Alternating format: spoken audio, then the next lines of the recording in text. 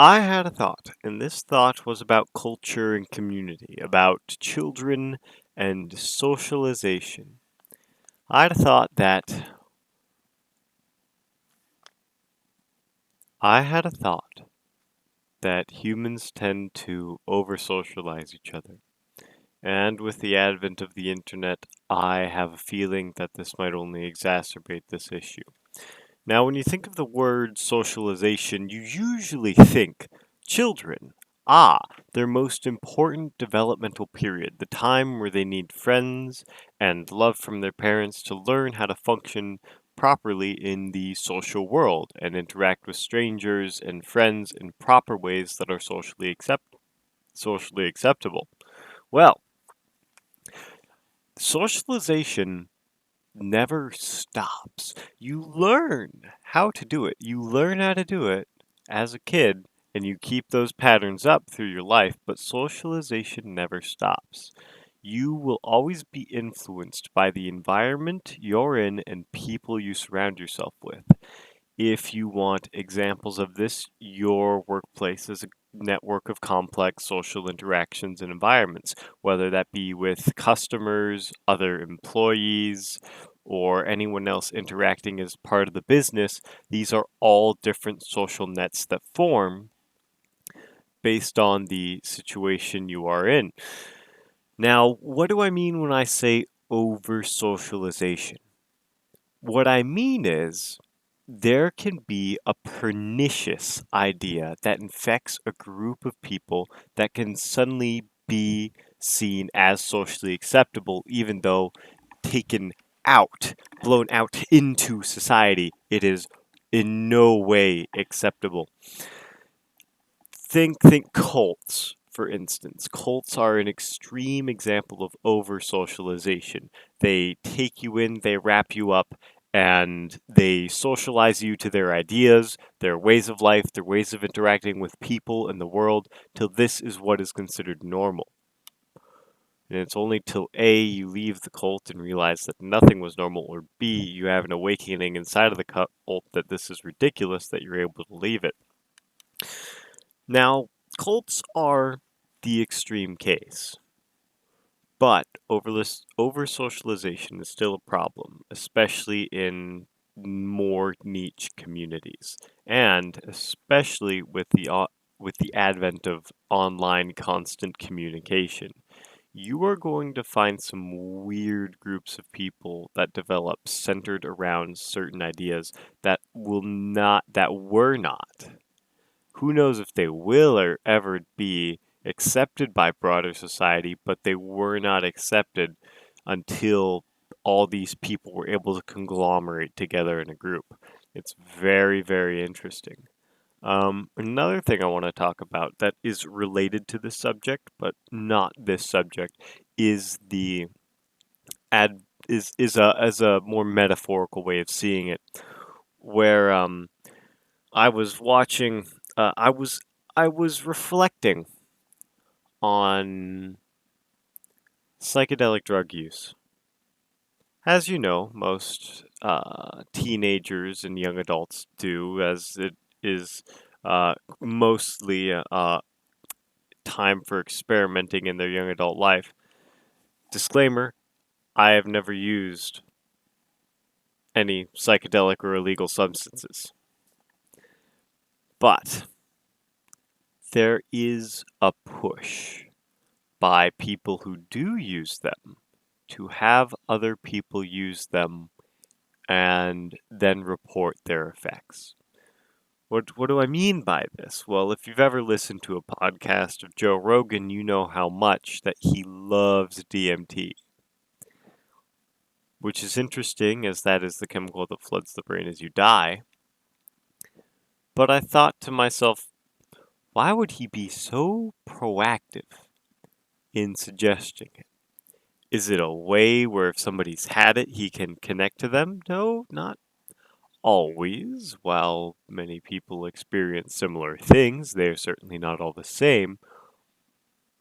No, I think it is much more a case of this over socialization, where there's one strong proponent, one strong voice that just speaks out over the rest. And it's the cases like these where I think, well, you're not mad if everybody around you is mad. If everyone does DMT and experiences the same collective insanity brought on by the drug, well, then you're not mad. Then it's just suddenly accepted fact that everyone should do DMT because it's healthy. Certainly not for some. Certainly for some, it'll send them to a hellish dimension. But we still want people to try these things for the experience. No, I don't think it's for the experience. I think it is for somebody to reflect on the shared madness that exists due to use of said substance, whatever that substance may be. Now, some people may not always suggest using substances for such things like that, but I have a hunch that there's a small part of it. After all, an idea I came across recently was that humans are constantly striving for connections and more bonds between each other. It's what helps keep us happy and feeling good about life and living it. And we'll do almost anything to keep these bonds or form these bonds, depending on how many we have already. But I thought, why? What do we strive that connection for? Well, mainly to combat loneliness, the feeling of being alone and isolated. And that is such a sad phenomenon. To be so lonely and isolated that you don't know where you're going or who you are or who you want to be with. Just sad and searching for connection. To just know you're not alone. And I see people like this and they come in and they're just half mad. They are half mad because they don't have anyone to talk to. And so they get involved with these weird communities and weird ideas because they're such fringes that they connect easily. I was talking to someone not too long ago and they were like, "Oh yeah, I love talking to this one schizophrenic person in the mental hospital who was just constantly saying that she was battling with God, and I just found that idea incredible. I was so attracted to it, and I was like, that's a really weird idea to be attracted to. And he was like, yeah, but it was so interesting. It's those crazy ideas that happen in those niche settings. That over socialization, where suddenly this not normal thing becomes accepted and then propagated.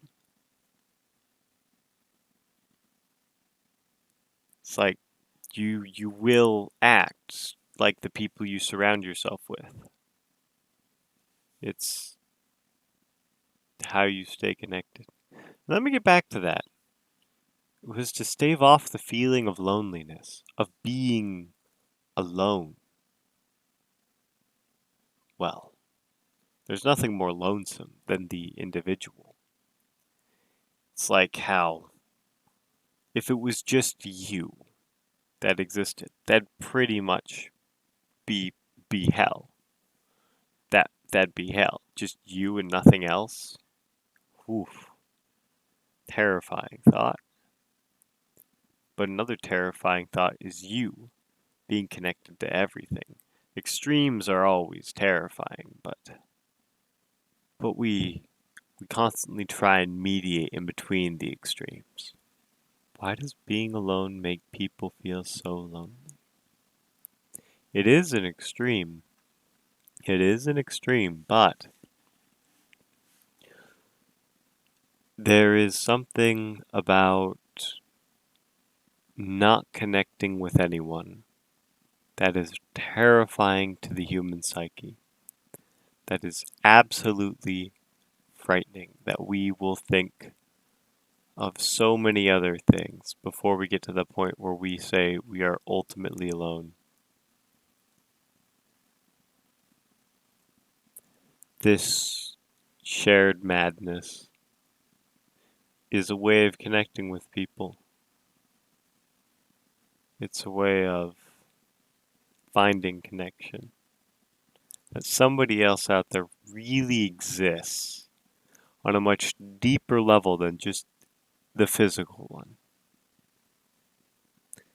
As I tried to explain in the last video, that's not always the most safe, stable places to found your perceptions of reality on.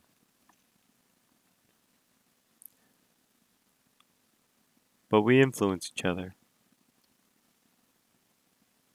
And we love each other. We hate each other. And who we connect to and who we don't is ultimately in our power to choose. For we can't connect to everyone. That would be its own version of hell. Nor can we separate ourselves from everyone, for that would be its own too. I hope some of these thoughts were interesting today. I just kind of wanted to get that out of my head. Thank you very much.